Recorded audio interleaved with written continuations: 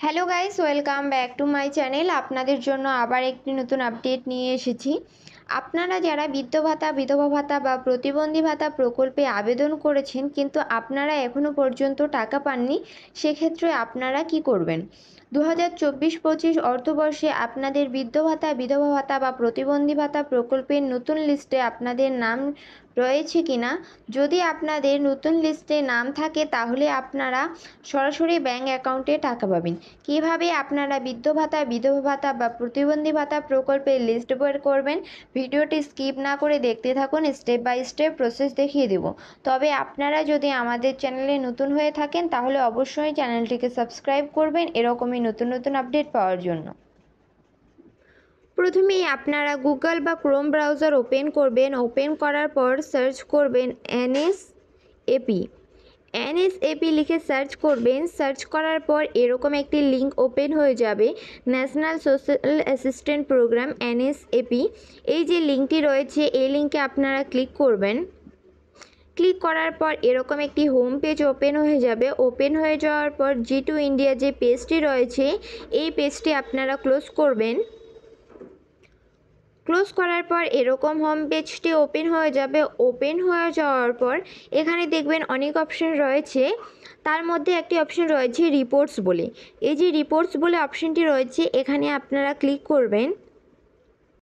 Click করার পর এরকম একটি ড্যাশবোর্ড ওপেন হয়ে যাবে। ওপেন হয়ে যাওয়ার পর নিচে দেখবেন 3 নাম্বার অপশনে রয়েছে state dashboard new. State dashboard নিউয়ে আপনারা ক্লিক করবেন।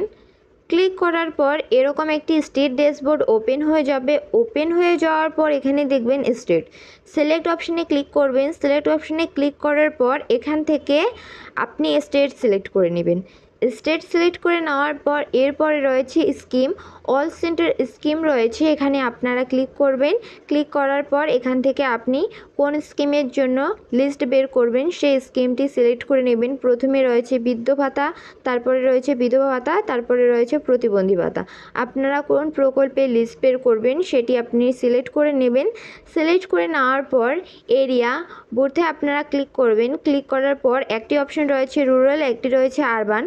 যদি আপনারা গ্রাম এলাকায় বাস করে থাকেন তাহলে রুরালে ক্লিক করবেন, যদি শহর এলাকায় বাস করে থাকেন তাহলে আরবানে ক্লিক করে নেবেন। ক্লিক করার পর এরপরে রয়েছে এন্টার গিভেন কোড। নিচে যে গিভেন কোডটি রয়েছে এই গিভেন কোডটি গিভেন কোডে এন্টার করবেন। ক্যাপচার কোডটি ঠিকঠাকভাবে এন্টার করার পর নিচে যে সাবমিট অপশনটি রয়েছে আপনারা সাবমিটে ক্লিক করবেন। সাবমিটে ক্লিক করার পর এরকম একটি পেজ ওপেন হয়ে যাবে। ওপেন হয়ে যাওয়ার পর নিচে আসবেন। নিচে আসার পর দেখবেন এখানে আপনার যে ডিস্ট্রিক্ট রয়েছে সেই ডিস্ট্রিক্টের ওপর আপনি ক্লিক করবেন।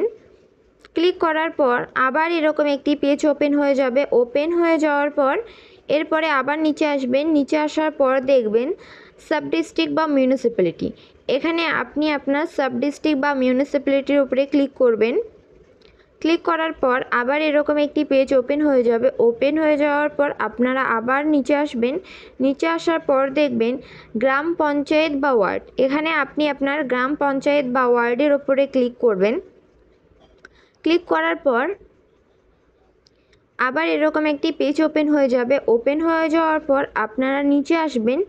নিচে আসলে আপনারা দেখতে পারবেন আপনাদের বৃদ্ধ ভাতা, বিধবা ভাতা বা প্রতিবন্ধী ভাতা প্রকল্পের list, sanction order number, beneficiary name, father name, আগে জেন্ডার, স্কিম সব কিছু আপনারা দেখে নিতে পারবেন। এবং আপনারা এই স্যাংশন অর্ডার নাম্বারটি দিয়ে আপনারা ট্র্যাক অ্যাপ্লিকেশন স্ট্যাটাস দেখে নিতে পারবেন। যদি আপনারা এখান থেকে নাম খুঁজে বের করতে না পারেন তাহলে সার্চ অপশন রয়েছে, সার্চে ক্লিক করে আপনারা আপনার নামটি সার্চ করেও বের করে নিতে পারবেন।